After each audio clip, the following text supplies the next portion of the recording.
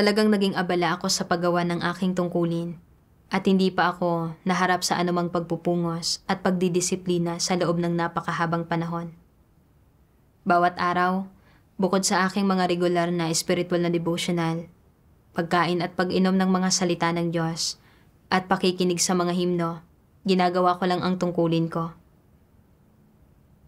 Sa pagtatapos ng araw, wala akong natutuhang kahit anong leksyon at hindi ko rin alam kung paano matuto ng mga aral. Pinalipas ko ng ganito ang bawat araw, naguguluhan at nakakadama ng kahungkagan sa loob ko. Paglipas ng ilang panahon, nadama kong hindi man lang lumago ang buhay ko at hindi ko pa napasok ang katotohanan sa kahit anong aspekto. Nanatili ang lahat sa antas lamang ng mga salita at doktrina at masyado akong nabagabag tungkol dito. Isang araw, binasa ko ang mga salita ng Diyos. Sa anong batayan nakatatag ang pag-asa sa kaligtasan? Nakatatag ito sa batayan ng kakayahan mong magsikap tungo sa katotohanan, magbulay-bulay sa katotohanan, at magsikap para sa katotohanan kapag nangyayari ang bawat usapin. Sa ganitong batayan mo lang mauunawaan ang katotohanan, maisasagawa ang katotohanan, at makakamit ang kaligtasan. Gayunpaman, kung ikaw ay palaging isang tagapanood kapag nangyayari ang mga bagay-bagay, hindi nagbibigay ng anumang mga pagsusuri o paglalarawan, at hindi nagpapahayag ng anumang mga personal na opinyon, at wala kang mga pananaw sa anumang bagay, o kahit na may mga pananaw ka, hindi mo ipinahahayag ang mga ito, at hindi mo alam kung tama o mali ang mga ito, pero itinatago mo lang ito ng maigi sa isip mo, at iniisip ang mga ito, mauuwi kang hindi natamo ang katotohanan. Pag-isipan mo ito. Tulad ito ng pagkagutom habang dumudulog sa isang masaganang piging. Hindi ba't kaawa-awa ka? Sa gawain ng Diyos, kung 10 taon ka nang nananampalataya at naging isang tagapanood sa buong panahong iyon, o kung 20 o 30 taon ka nang nananampalataya at naging isang tagapanood sa buong panahong iyon, kung gayon, sa huli, kapag oras na para tukuyin ang kalalabasan mo, ang marka na ilalagay ng Diyos sa talaan mo ay 2 puntos, at kaya ikaw ay magiging isang hangal na walang halaga, at ang pagkakataon mong matamo ang katotohanan at ang pag-asa mong maligtas ay ganap na masisira ng sarili mo mismo. Sa pinakahuli, mababansagan ka bilang isang hangal na walang halaga at magiging nararapat lang sa iyo ito, hindi ba? Ano ang sekreto para hindi maging isang hangal na walang halaga? Huwag maging tagapanood. Nananampalataya ka sa Diyos, kaya dapat mong danasin ang gawain ng Diyos para makamit mo ang katotohanan. Maaaring itanong ng ilan, kaya hinihiling mo ba sa akin na makilahok ako sa lahat ng bagay? Pero sinasabi ng mga tao, huwag kang makialam sa hindi mo problema. Ang paghingi sa iyo na makilahok ay nangangahulugan ng paghingi sa iyo na hanapin ang katotohanan at matuto ng mga aral mula sa mga bagay na nararanasan mo. Halimbawa, kapag nakakatagpo mo ang isang partikular na uri ng tao, dapat kang magkamit ng pagkilatis mula sa mga pagpapamalas niya at mula sa mga bagay na ginagawa niya. Kung nilalabag niya ang katotohanan, dapat mong kilatisin kung ano ang ginawa niya na lumalabag sa katotohanan. Kung sinasabi ng iba na isang masamang tao ang taong ito, dapat mong kilatisin kung ano ang sinabi at ginawa niya at kung anong mga pagpapamalas ng paggawa ng masama ang meron siya para mailarawan siya bilang isang masamang tao. Kung sinasabi ng iba na hindi ipinagtatanggol ng taong ito ang mga interes ng sambahayan ng Diyos, at tinutulungan ang mga tagalabas sa kapinsalaan nito, dapat kang magtanong-tanong kung ano ang ginagawa ng taong ito. At pagkatapos mong magtanong-tanong, hindi sapat na malaman lang ang mga bagay na ito. Dapat mo ring pagbulay-bulayan. Magagawa ko kaya ang gayong mga bagay? Kung walang nagpaalala sa akin, maaaring magawa ko rin ang mga parehong bagay. At kapag nagkagayon, hindi ba't matutulad ng sa taong iyon ang magiging kalalabasan ko? Hindi ba't magiging mapanganib ito? Buti na lang, inilatag ng Diyos ang kapaligirang ito para ihanda ako na siyang pinakadakilang proteksyon para sa akin. Pagkatapos itong pagbulay-bulayan, napagtatanto mo ang isang bagay. Hindi mo maaaring sundan ang landas na sinusundan ng ganoong uri ng tao. Hindi ka maaaring maging ganoong uri ng tao at dapat mong pagsabihan ang sarili mo. Anumang mga bagay ang makaharap mo, dapat kang matuto ng mga aral mula sa mga ito. Kung may mga bagay na hindi mo lubusang nauunawaan at napakiramdam mo sa puso mo ay kakatwa, dapat kang magtanong tungkol sa mga ito at alamin ang tungkol sa mga ito at tiyakin ang tunay na kalagayan ng mga usapin sa pamamagitan ng paghahanap sa katotohanan. Hindi ito pagkamausisa, pagiging taimtim ito. Ang pagiging taimtim ay hindi nangangahulugan ng paggawa ng pabasta-basta o pagsunod sa nakararami. Isa itong saloobin ng pag-ako ng responsibilidad. Sa pamamagitan ng pagkakamit ng kalinawan tungkol sa mga problema at pagkatapos, ay paghahanap sa katotohanan para lutasin ang mga ito. Saka ka lang magkakaroon ng landas ng pagsasagawa, maisasagawa mo ito ng tumpak, at magkakaroon ng pakiramdam ng pagiging payapa at panatag kapag nahaharap sa parehas na uri ng sitwasyon sa hinaharap. Nagiging taimtim ka batay sa prinsipyo ng pagsubok na maunawaan ang tunay na kalagayan ng mga katunayan at mula sa mga ito ay makamit ang katotohanan at matuto kung paano tingnan ang mga tao at bagay sa halip na sumunod sa ibang tao at sumunod lang sa agos sa lahat ng usapin. Sa pamamagitan ng pagiging taimtim sa mga kilos mo, saka mo lang magagawang isagawa ang katotohanan at kumilos batay sa mga prinsipyo. Iyong mga hindi taimtim ay malamang na sumunod sa ibang mga tao at sumunod sa agos, at sa ganitong paraan, malamang na malabag nila ang mga katotohanang prinsipyo. Itinuro ng mga salita ng Diyos sa mga tao ang landas para sa paghahangad sa katotohanan.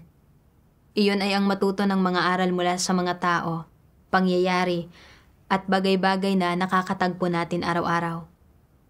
Ito man ay isang bagay na nakikita natin, naririnig, o personal na nararanasan, dapat nating hanapin ang katotohanan dito. Lalo na kapag nakita natin ang isang tao na ginugulo at ginagambala ang gawain ng iglesia, hindi tayo dapat makinig lang dahil sa pagkamausisa at hayaan na lang iyon. Sa halip, dapat nating aktibong maunawaan ang partikular na pag-uugali ng taong iyon. Hanapin ang katotohanan para magkamit ng pagkilatis at matuto ng mga aral mula roon. Iniisip kung paano natin maiiwasan ang parehong mga pagkakamali at hindi guluhin at gambalain ang gawain ng iglesia. Tanging sa ganitong paraan lamang natin, mauunawaan ang katotohanan at matututuhan ang mga aral. Iniisip ko kung paano ipinapahayag ng Diyos ang napakaraming katotohanan at isinasaayos ang iba't ibang tao, pangyayari, bagay-bagay, at kapaligiran para sanayin tayo sa pagpasok sa katotohanang realidad. Halimbawa, ang pagpapakita sa iglesia ng masasamang tao, mga huwad na lider, at mga antikristo ay para sanayin tayo sa pagtingin sa mga tao at pangyayari ayon sa mga salita ng Diyos. Pero hindi ako naging seryoso tungkol sa mga tao, pangyayari, at bagay-bagay sa paligid ko. Ano man ang nangyari, nakikinig at pagkatapos ay pinalalampas ko lang ito. Bawat araw, palagi kong paimbabaw na inaasikaso ang mga bagay-bagay at hindi pa lumago ang buhay ko. Kung magpapatuloy ako ng ganito, magdurusa ng malaking kawalan ang buhay ko. Nang pagnilayan ko ito, mas lalong lumiwanag ang kalooban ko. At mula noon, ay ginusto kong magsimulang isagawa ang katotohanan ayon sa mga salita ng Diyos. Hindi inaasahan, sa parehong araw na iyon, nakita kong biglang iniwan ni Sister Wenny ang lahat ng grupo ng gawain. Naisip ko, tinanggal ba siya? Habang iniisip ko ang ibinahagi ng Diyos, napagtanto ko na gusto ng Diyos na maging mausisa tayo sa mga bagay na nangyayari sa paligid natin sa ating pang-araw-araw na buhay. Makisangkot, hanapin ang katotohanan at matutuhan ang mga aral mula sa mga iyon, sa halip na maging mga tagapanood lang. Kaya, tinanong ko ang ilang kapatid tungkol sa dahilan ng pagtanggal sa kanya. Nalaman kong mayabang siya at mahilig mangaral sa iba. Magmula nang tanggapin niya ang papel bilang supervisor, tuwing nakikita niyang nababawasan ang pagiging epektibo ng mga kapatid sa mga tungkulin nila, pinangangaralan niya sila ng hindi kinikilala ang tama sa mali. Natatakot ang ilang kapatid tuwing gusto niyang subaybayan ang kanilang gawain, at marami silang reklamo tungkol sa kanya. Kapag nagbibigay ng mga mungkahi ang mga kapatid, hindi niya tinatanggap at malupit niya silang pinagagalitan. Pakiramdam ng lahat ay nalilimitahan niya sila at isa-isa nilang iniulat ang pag-uugali niya. Dagdag pa rito, walang naging bunga ang tungkulin niya, kaya tinanggal siya ng iglesia ayon sa mga prinsipyo. Nagulat ako nang mabalitaan ang tungkol sa paggampan niya. Hindi ko inasahang magiging napakayabang niya na kaya niyang pabasta-bastang pangaralan ang mga tao, limitahan sila, at direktang apektuhan ang gawain ng ebanghelyo ng iglesia. Ang pagkakatanggal sa kanya ay katuwiran ng Diyos. Gayon din, ginawa ito para protektahan ang gawain ng iglesia at ang mga interes ng mga kapatid. Kasunod nito, pinagnilayan ko ang sarili ko. Ako rin ba ay may kaparehong problema ng pangangaral sa iba, gaya ng ginawa ni Wenny? Naalala ko ang karanasan ko, 2 taon na ang nakalilipas. Noong panahong iyon, nagsasanay ako sa paggampan sa tungkulin ko bilang isang leader. Kapag may mga problema ang mga kapatid o nasa masasamang kalagayan, lalapit sila sa akin para makipagbahaginan at ibabahagi ko sa kanila ang mga karanasan ko ayon sa kanilang mga kalagayan. Sa ilang antas ay nakatulong ito sa mga kapatid. Si Sister Rita na nakipagtulungan sa akin ay madalas akong hinga ng payo kapag naharap siya sa mga problemang hindi niya maunawaan. Nagsimula akong madama na may kaunti akong mga katotohanang realidad at na mas mahusay kaysa sa iba ang abilidad kong tingnan ang mga tao at bagay-bagay. Sa loob ng ilang panahon, hindi matiwasay na nagtulungan sina Susan at Tiffany. Madalas na iniuulat ni Susan ang mga problema ni Tiffany at madalas ding nagsasabi ng masama si Tiffany tungkol kay Susan. Naisip ko, pareho silang may mga isyo at hindi nila hinahanap ang katotohanan o pinagninilayan ang kanilang sarili. Minsan, iniulat muli ni Susan na hindi sinusunod ni Tiffany ang mga prinsipyo sa tungkulin nito. Kahit hindi ko nauunawaan ang aktwal na sitwasyon, inakala kong nagiging mapamintas lang ulit si Susan at malupit ko siyang pinangaralan. Bakit hindi mo pagnilayan ang sarili mo? Palagi mong pinagtutuunan ang iba. Pinangahawakan mo ang mga pagkakamali nila at hindi ito binibitawan. Palagi ninyong sinisising dalawa ang isa't isa. Hindi ba't maliliit na pagtatalo lang ang mga iyon? Ginagambala at ginugulo nito ang buhay iglesia. Kalaunan, nalaman ko na makatwiran pala ang reklamo ni Susan. Pero pagkatapos ng pagpupungos ko, takot na siya na iulat ang anumang mga paglabag ni Tiffany sa mga prinsipyo. Kalaunan, kumilos si Tiffany ng labag sa mga prinsipyo at nagdulot iyon ng malalaking kawalan sa gawain ng iglesia. Dahil nakita kong ang aking walang prinsipyong pagpupungos ay nagdala lamang ng pinsala sa iba at nagdulot ng mga kaguluhan, napagtanto ko na ang pagkakatanggal kay Wenny ay isa ring babala at paalala sa akin. Alam kong malala rin ang tiwaling disposition ko sa aspektong ito. Kaya sa aking puso ay nanalangin ako. Hinihingi sa Diyos na gabayan akong maunawaan ang katotohanan at makilala ng mas mabuti ang sarili ko. Nang sa gayon ay hindi ako magdulot ng ano pa mang pinsala sa mga kapatid. Isang araw, napansin kong hindi pa nakagawa ng maraming disenyo si Sister Lorna. At naisip ko na mababa ang husay niya sa pagdidisenyo sa loob ng ilang panahon.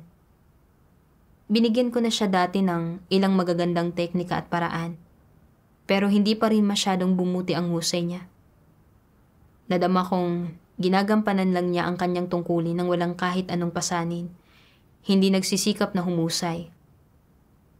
Habang iniisip ko ito, nagsimula kong madama ang pagbuhos ng galit ko. At gusto ko siyang kumprontahin tungkol sa mga isyu niya. Gayunpaman, bago ko pa siya napuna, naalala kong mahilig si Wenny na kaswal na pagalitan ang mga tao, dahilan para madama ng mga ito na nalilimitahan sila habang ginagawa ang kanilang mga tungkulin. Naisip ko, paano kung hindi naman nagpapabaya si Lorna sa tungkulin niya, kundi may ibang pinagdadaanan? Hindi ba't malilimitahan siya kung sisisihin ko siya nang hindi ko nauunawaan kung ano ang nangyayari?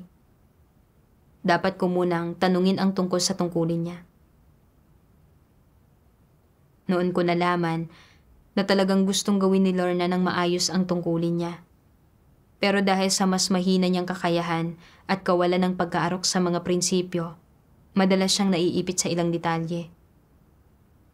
Hindi pa niya nagamit ng angkop ang mga pamamaraang itinuro ko sa kanya at nagdulot ito ng mababang kahusayan niya. Kaya binigyan ko siya ng ilang aktwal na paggabay-batay sa mga paghihirap niya. Kalaunan, ang kahusayan niya ay bumuti sa isang partikular na antas. Pagkatapos, naisip ko, mabuti na lang, hindi ko sinimulang pagsabihan si Lorna. Kung hindi ay baka nasaktan ko siya.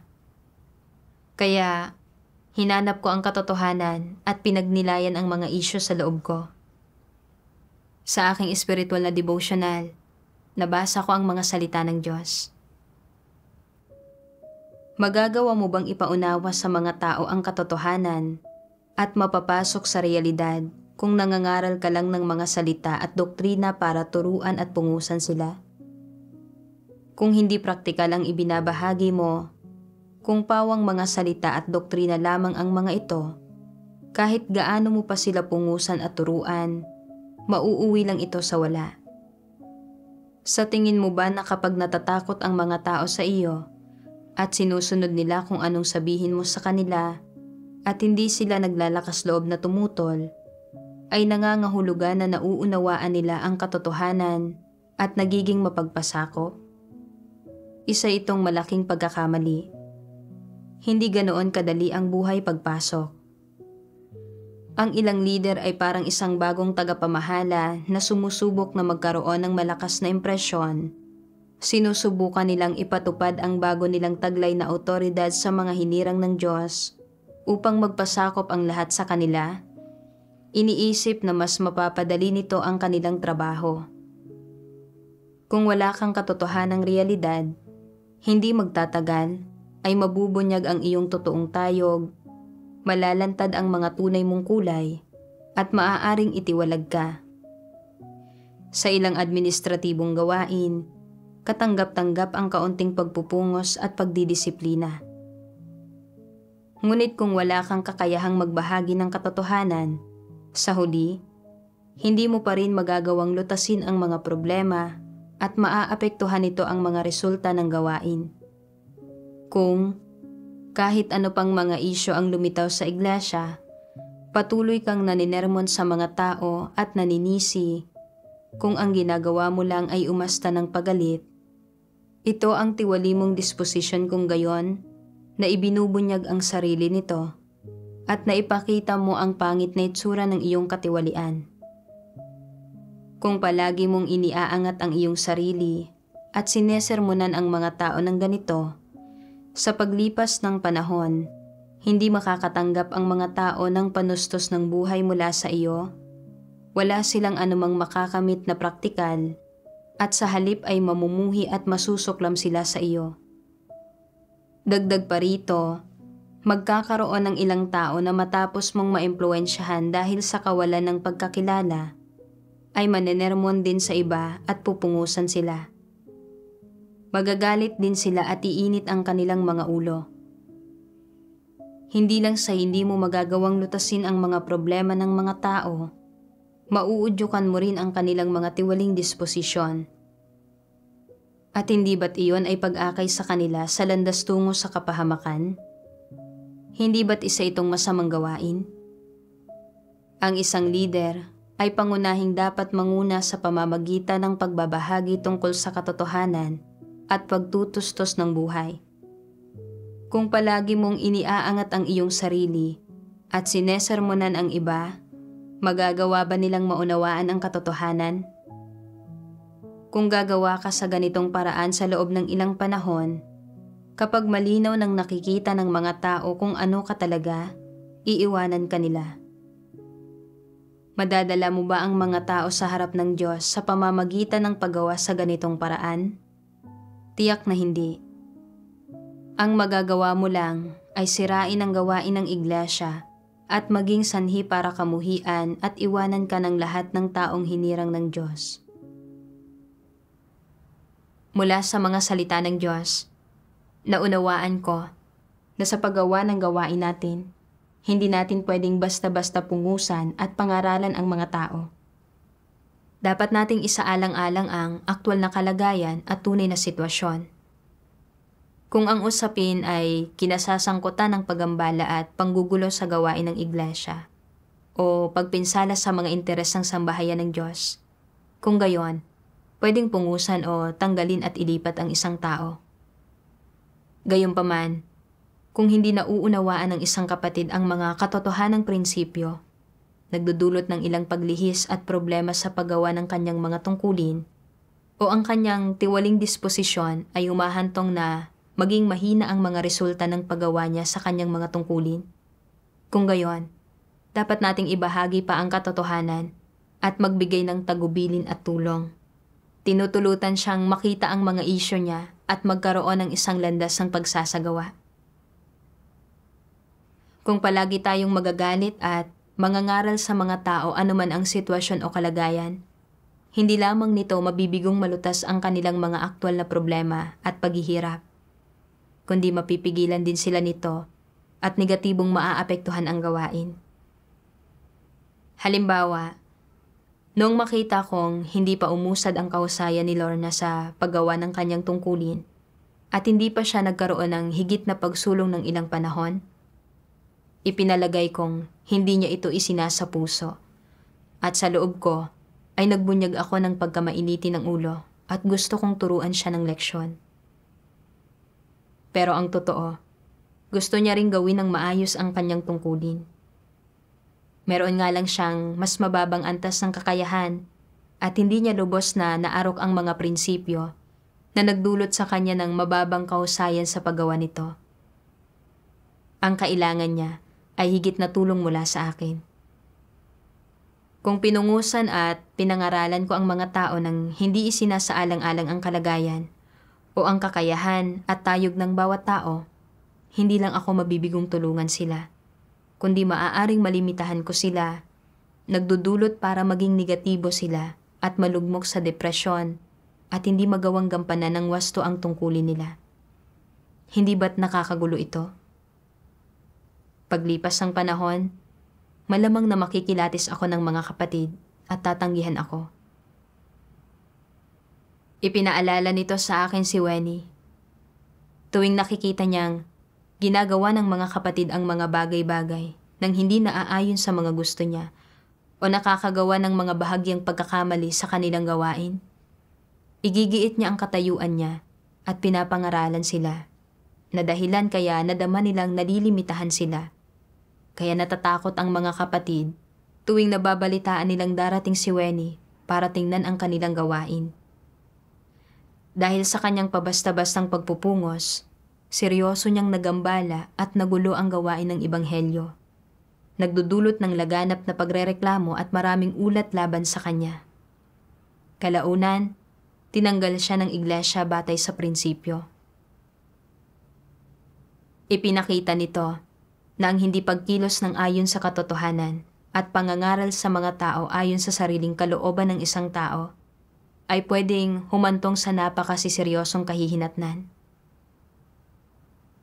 Pinagnilayan kong muli, bakit may tendensiya akong pabasta-bastang pangaralan ng iba? Ano ang pinakaugat nito?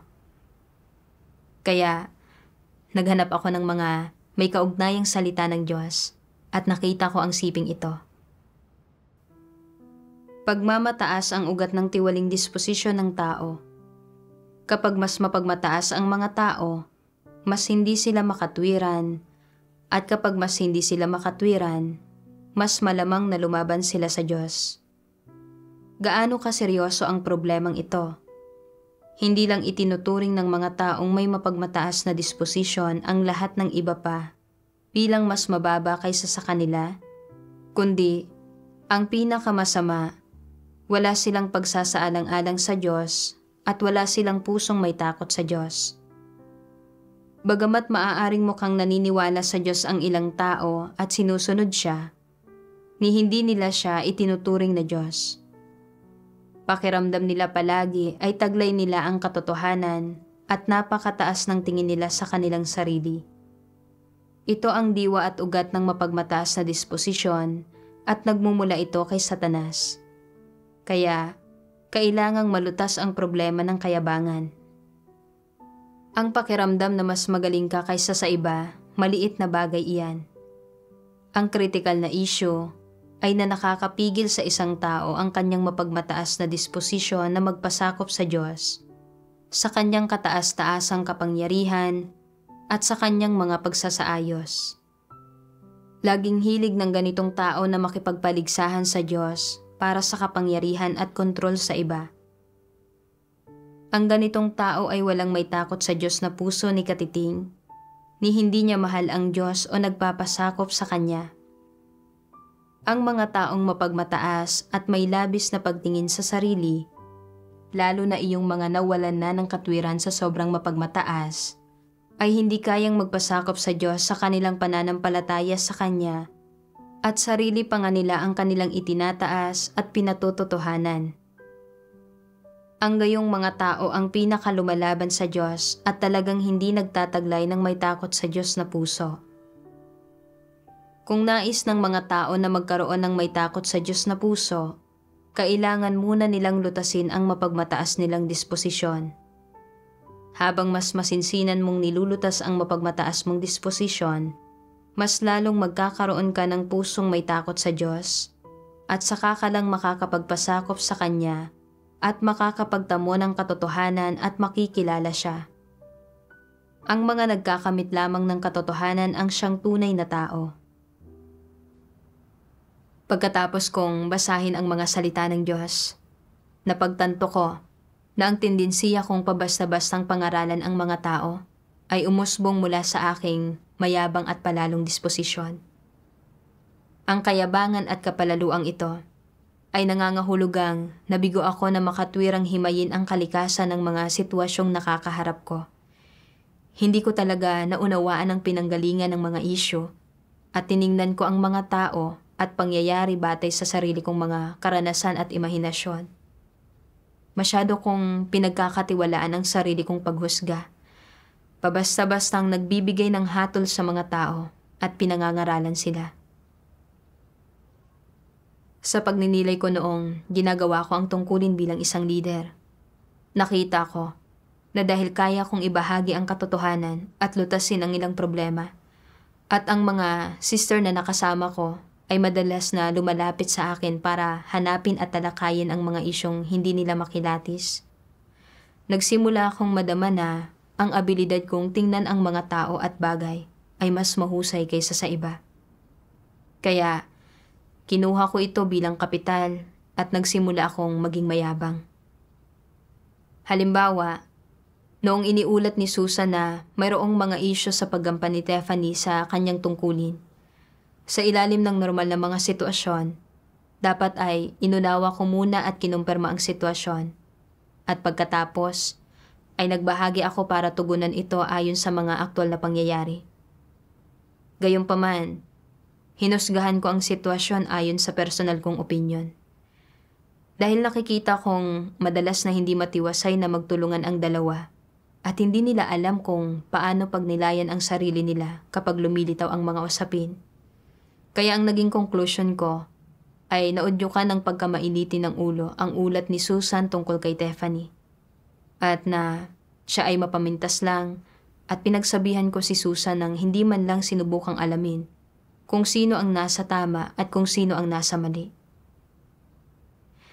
Dahil doon, nalimitahan si Susan at noong mapansin niya kalaunan na nilalabag ni Tiffany ang mga prinsipyo sa paggawa ng tungkulin nito, hindi na nangaha si Susan na iulat ito na nagdulot ng mga kawalan sa mga interes ng iglesia. Gayun din, sa isyu kay Lorna, hinimay ko rin ito batay sa karanasan ko.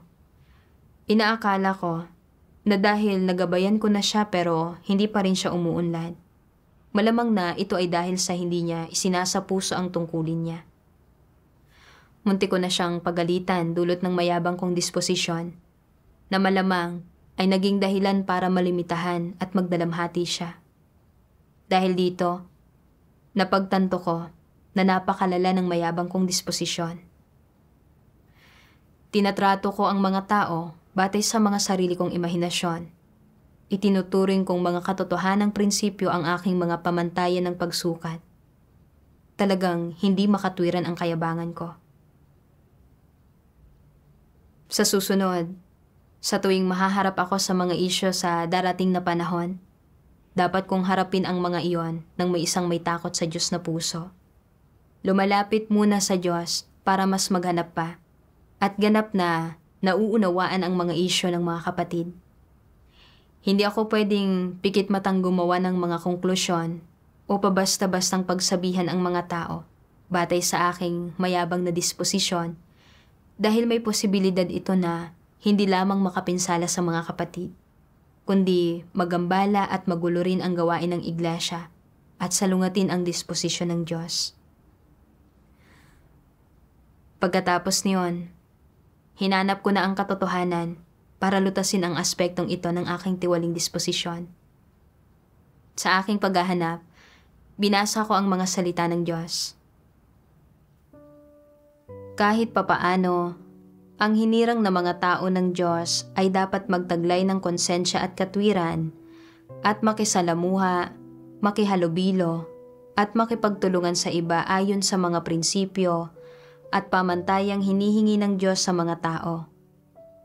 Ito ang pinakamainam na pamamaraan. Nakapagpapalugod ito sa Diyos. Kaya, ano ang mga katotohanang prinsipyo na hinihingi ng Diyos?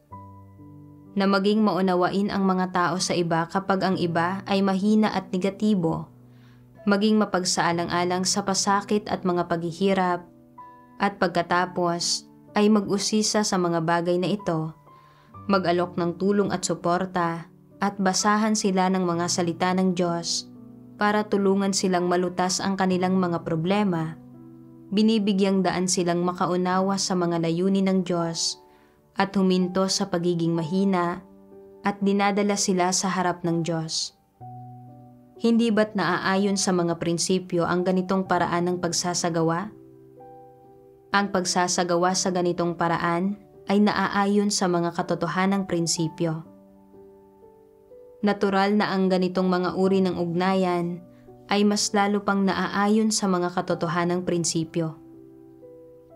Kapag ang mga tao ay sadyang nagsasanhi ng mga panggugulo at paggambala o sadyang ginagawa ng pabasta-basta ang kanilang tungkulin, kung nakikita mo ito at nagagawa mong ipaalam ang mga bagay na ito sa kanila, sawayin sila at tulungan sila ayon sa mga prinsipyo, Naaayon ito sa mga katotohanang prinsipyo.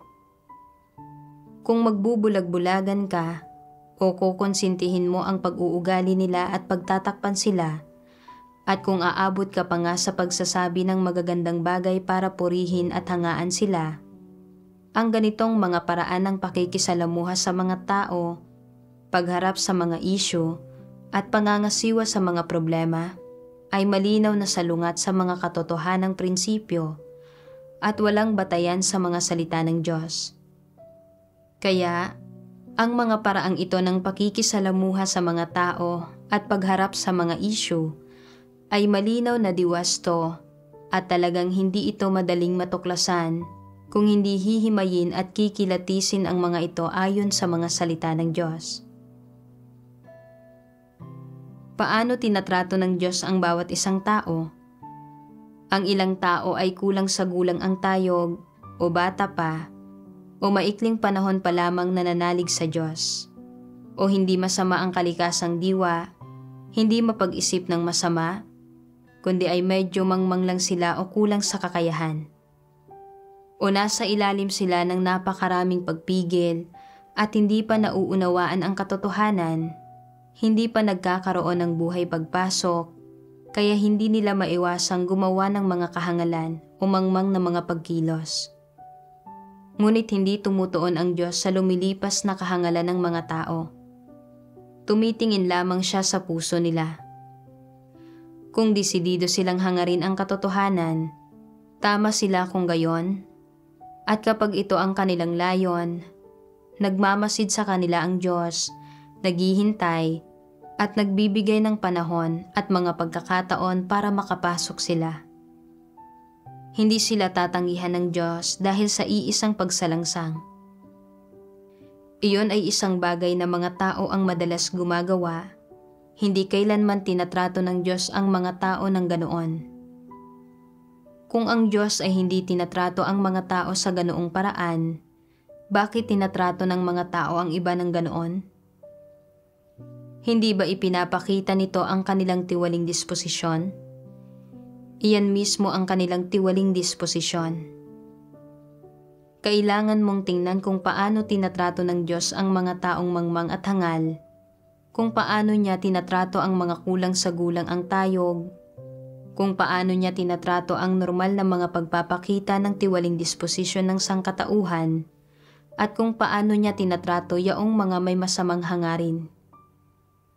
Pinakikitunguhan ng Diyos ang iba't ibang tao ayon sa iba-ibang mga paraan, at mayroon din siyang sari-saring pamamaraan ng pamamahala sa iba't ibang kalagayan ng iba't ibang tao.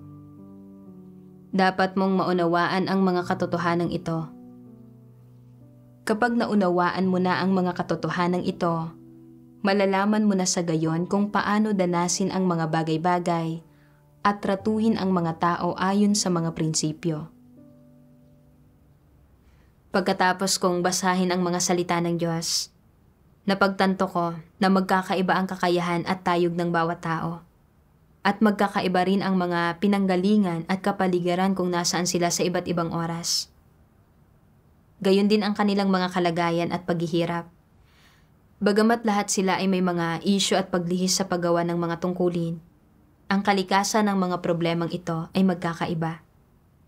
Para sa ilan, na nagsisimula palang isagawa ang paggampan sa isang tungkulin, maaaring mahirapan sila dahil hindi sila pamilyar sa mga profesional na kasanayan. At sa gayong mga sitwasyon, dapat tayong mag-alok ng tulong at makipagbahaginan ng may pagmamahal. Ginagabayan silang maunawaan ang mga layunin ng Diyos upang magkaroon sila ng landas para magsagawa ng paggampan ng kanilang mga tungkulin. Para sa iba, kung nauunawaan nila ang katotohanan, pero nabibigo silang isagawa ito, palaging pabaya at ginagambala at ginugulo ang gawain ng iglesia. Kung gayon, kailangan nila ng pagpupungos. Kung malala ang kalikasan, maaaring kailanganing ilipat o tanggalin sila ayon sa mga prinsipyo. Sa sambahayan ng Diyos, may mga prinsipyo sa pagtrato sa mga tao. Nakadepende ito sa mga pinanggagalingan nila at hindi pwedeng gawing pangkalahatan. Gayunpaman, Noong tinrato ko ang mga kapatid, madalas akong walang mga prinsipyo. Pabasta-bastang nagbibigay ng paghuhusga at pinagsasabihan sila mula sa mayabang na disposisyon na labis na hindi makatwiran.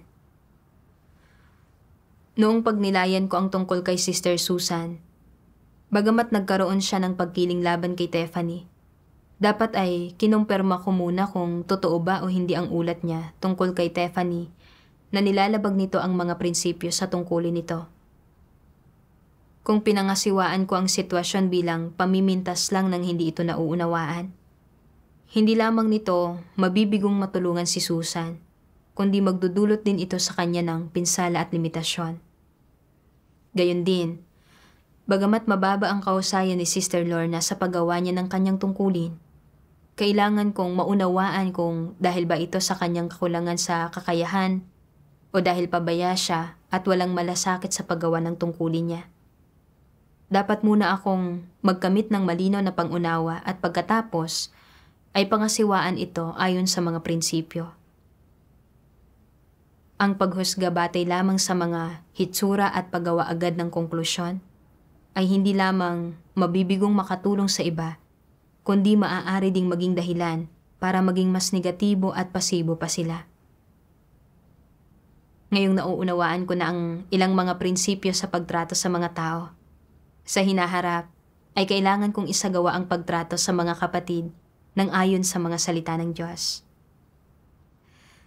Kamakailan lang, bagamat hindi pa ako naharap sa anumang pagpupungos, ang pagninilay ko sa kabiguan ni Wenny ay nagpatanto sa akin ng tendensiya kong pabasta-bastang pagsabihan ng iba. Napagtanto ko na idinulot ito ng pangingibabaw ng aking mayabang na disposisyon at natutuhan ko rin ang mga prinsipyo sa pagtrato sa mga kapatid. May ilan akong nakamit. Ngayon, nakikita ko na talagang mahalaga ang paghahanap sa katotohanan at pagkatuto ng mga aral mula sa mga pang-araw-araw na sitwasyon. Napagtanto ko na kung gusto nating maunawaan ang katotohanan at lumago sa buhay, hindi natin kailangang maghintay ng malalaking pagpupungos, pagsubok o pagpipino para magkamit ng isang bagay. Ang susi ay magsimula sa mga tao, pangyayari at bagay-bagay sa paligid natin. Ito man ay kung ano ang nakikita natin, naririnig o personal na karanasan, dapat tayong makisangkot sa mga ito nang may isang pusong naghahanap sa katotohanan. Pagkatapos, dapat nating hanapin ang mga kaugnay na salita ng Diyos at matutuhang tingnan ang mga tao at bagay-bagay, umasal at kumilos ayon sa katotohanan.